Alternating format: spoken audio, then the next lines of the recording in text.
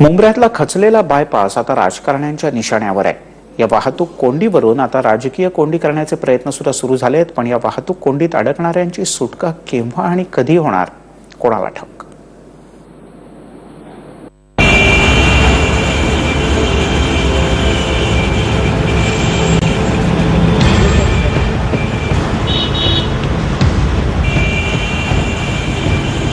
मंडळी, ठाणे ते बेलापूर प्रवास करायचा असेल तर किमान दिवसाभराची शिदोरी बांधून घ्या, कारण या ट्रॅफिक जॅम मध्ये तुमची किती काळ लटकंती होईल हे सांगता येत नाही।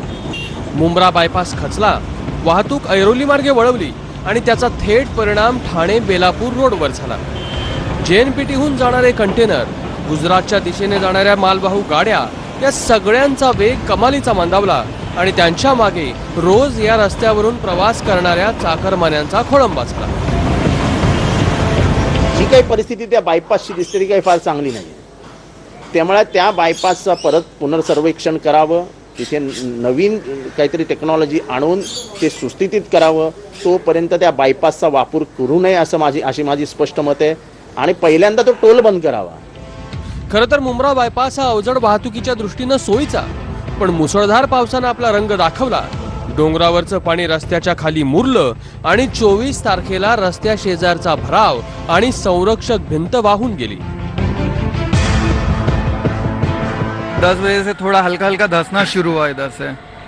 3 बजे के टाइम मैंने 100 पे कॉल किया, ये इलेक्ट्रिक पॉल के लिए, क्योंकि ये रोड पे गिर सकता था और चालू लाइन था, इसके लिए 100 पे कॉल किया। 4:30 बजे पुलिस का पीसीआर आया, उन लोगों ने उधर से सर्वे किया और चले गए रिटर्न।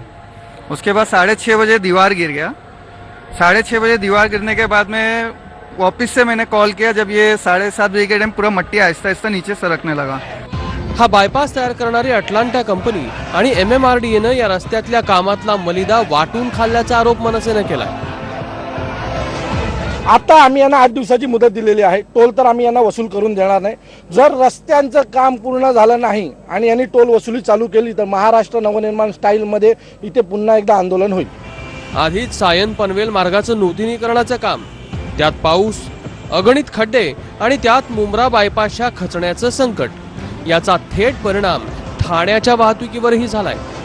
ठाणे शहराचा सर्वात मोठा जो अडसर आहे, जो ताण आहे, तो एकाच गोष्टीमुळे आहे की ठाण्यातनंच जाणारे रस्ते एअरपोर्टला जातात, ठाण्यातनंच जाणारे रस्ते JNUPT म्हणजे जवाहरलाल नेहरू पोर्टर्सला जातात, उरणला, आणि हेच रस्ते म्हणजे जे पुणा, नाशिक, अहमदाबाद म्हणजे भारतातल्या सर्व शहरांना आणि गावांना जोडणारे रस्ते हे ठाण्यातनं जातात। त्यामुळे ठाण्याच्या एकंदर रस्त्यांवरती प्रचंड ताण पडतो। त्याच्यामुळे नॅशनल व्यवस्थेमधनं, नॅशनल फंडमधनं सुद्धा ठाणे शहराला फंड मिळाला पाहिजे। देशाच्या आर्थिक राजधानीच्या शेजारी एक रस्ता खचतो आणि तो दुरुस्त करण्यासाठी 4 दिवसही पुरत नाहीत। MMRD असो किंवा कोणतीही खासगी कंपनी, लाखो लिटर इंधन, कोट्यवधी मानवी तास आणि अनंत मनस्ताप देणाऱ्यांविरोधात अजूनही कारवाई का होत नाही?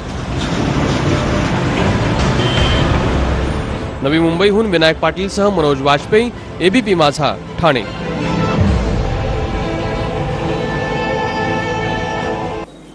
घेऊयात एक छोटासा ब्रेक, पाहत राहा 10च्या बातमी।